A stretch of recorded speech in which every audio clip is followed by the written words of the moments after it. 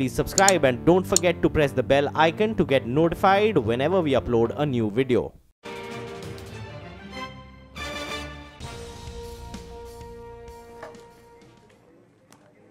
Welcome back. Now, legalize betting in sports, allow FDI into casinos and online gambling industry. That's the recommendation coming in from the Law Commission.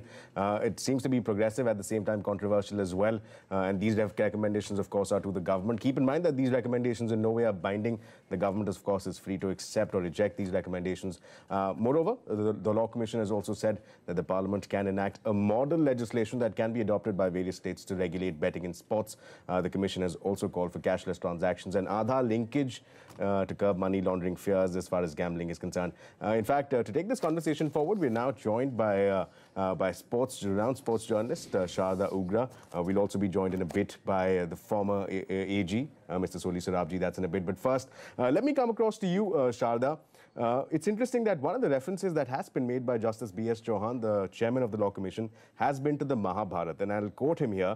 He says that had gambling been regulated at the time of the Mahabharata, Yudhishthir could not have staked his wife and brothers in a gamble. Now, what's interesting is that he is making reference to a widely followed religious text, and then later on goes on to conclude that the very same people who do follow this widely followed religious text will make that transition into accepting what is in many areas of the country a social taboo. Gambling is a social taboo. So is it just me being able to see the irony, or do you see it as well? And if not, then how easy or difficult will it be to accept these recommendations to make that transition?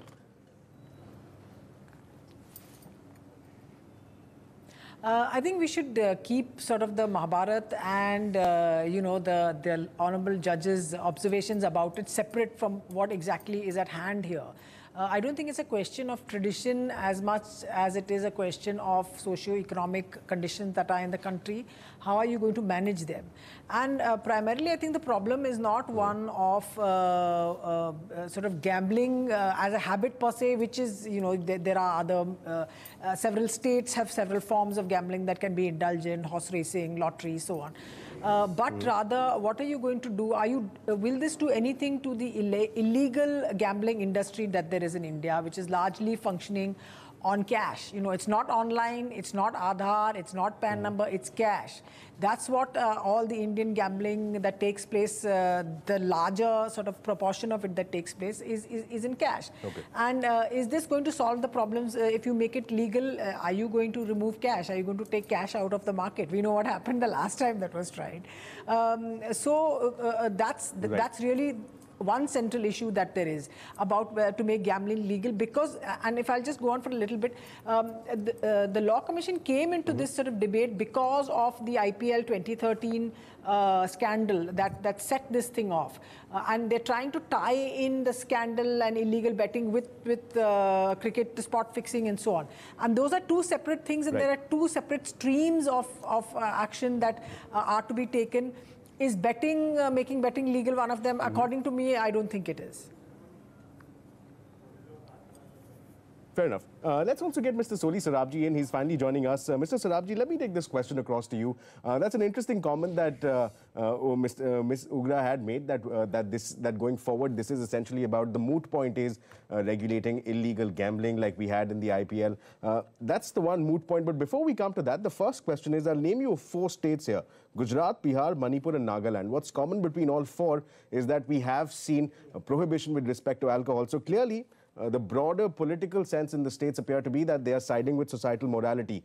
Do you see any reason now why people in the country would now perhaps choose to go against this conceived social morality and accept these recommendations in the current form, which is to accept gambling and to do away with the taboo? Do you see that happening, Mr. Sarabji? Well, I think the Law Commission chairman was a former judge of the Supreme Court. He knows how the system works. He has made a proposal which I think is pragmatic and realistic. Illegal betting takes place.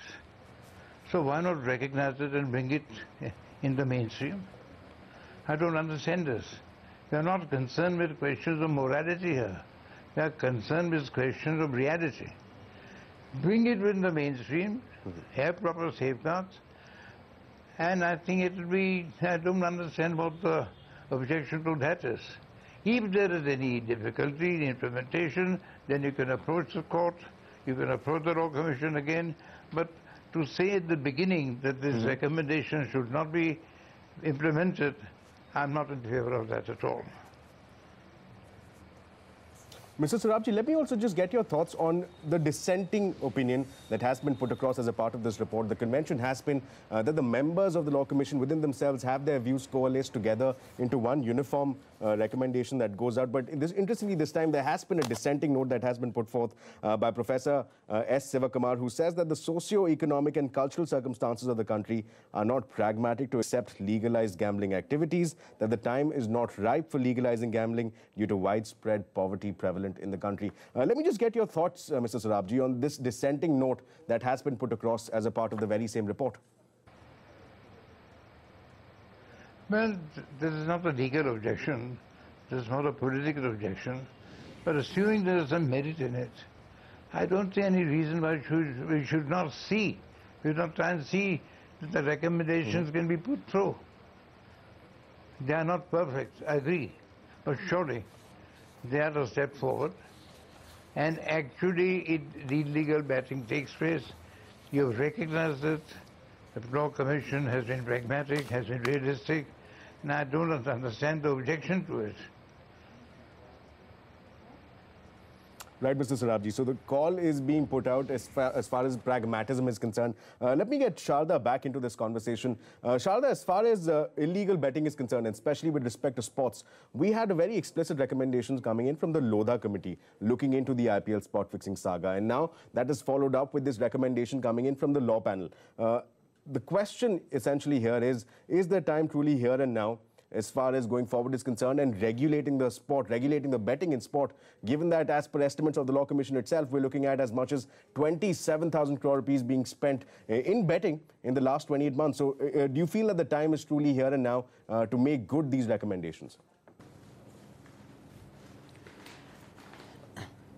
If we are going to follow what the Lodha Commission has recommended, I have to say that maybe we should take a step back, and because this is literally sort of, if you're looking at the entire exercise, this is step C. Step A is to, Lodha recommendation says to fix the BCCI's administrative fractures and problems which they're trying to do, and it's been a struggle for the last 5 years now. It's been a struggle for the court to do so. Number two is this anti-corruption law that is being that had to be put into place, which will then be one step towards getting the actual athletes out of getting caught up in illegal betting and thinking twice about it. Athletes, support staff, officials, and so on. That is sitting in the law ministry, between the law ministry and the sports ministry. That's hanging somewhere. This draft of this of the Prevention of Sports Corruption or Sporting Fraud Act has been sitting there for 5 years. What the Law Commission has done now is betting is legalized. It's like literally the last step that the Lodha Committee has recommended. So let's not make the Lodha Committee's recommendations about betting to be the most important thing that has to be done immediately, because you haven't even bothered to take the first step completely and comprehensively. You haven't even got there. And never mind the second step, which is this draft bill, which those poor lawyers worked through the night to be able to put it in place so that it could make news and everyone could say, yes, yes, this is out there. This is just sitting there. It's doing nothing, you know. And Law Commission recommendations are to be respected because of the authorities and the kind of voices that they come from. But fundamentally, what happens to them? About a year and a bit ago, the Law Commission, the same Law Commission, made a recommendation about hate speech. Hate speech has only gone up. Nothing's happened about it. You know, so this entire exercise of this Law Commission report being the line in the sand that has been drawn, I'm sorry, I absolutely don't agree with that. It's as well-meaning as every Law Commission report is. What is done with it is disgraceful. This is what has happened with hate speech. This is what's going to happen with the BCCI and the RTI or something a few weeks ago. So this is just the first step we were talking about, and now it's this. It's literally like every few weeks stuff just comes up, and you are not doing anything about the actual.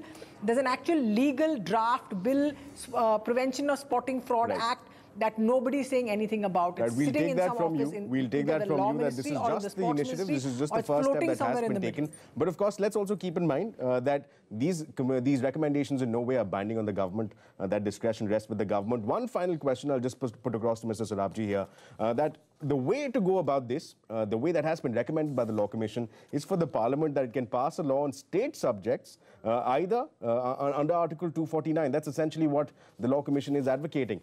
That is likely to ruffle very many feathers as far as various state governments are concerned. We're talking about collaborative federalism. Legally speaking, how big of a challenge will it be for the Parliament to legislate on subjects which fall under the state's domain? Mr. Sarabji. Well, it will be in the concurrent list. I don't think there will be any difficulty in Parliament passing the law. But the real issue is, as the previous speaker said, nothing has been done for so many years. Well, if so, that is so, but now let's do it. Let's do it. And if there are any problems which we come across in implementation, then deal with those problems. But let's not kill the whole thing in the very inception. That's my point. Otherwise, we never get along. After all, what's the whole idea of this? To give good governance to the people of Delhi. And you can't give good governance if there's all the time this controversy going on between LG and the Kejriwal state government. So that's the point. Right. That's how we should look forward and take it forward. Right, Mr. Sarabji. Right, Mr. Sarabji. And Sharda, glad you could have joined us. We appreciate the time that you've taken out and shared that perspective with our viewers. So clearly the consensus appears to be amongst our guests here this evening that this is a step in the right direction, but the government is the one who which would have to take note and then move forward. But keep in mind, this is perhaps the election year. Will the government perhaps bite the bullet? That's the big question. But again, very many thanks to both of our guests for joining us and sharing their perspectives. And with that, it's a wrap on this edition of What's Hot. Thank you so much for watching, but don't go anywhere. Coming up next is Taking Stock, where we sum up for you the trading week gone by and prepare you for the next coming week. Goodbye.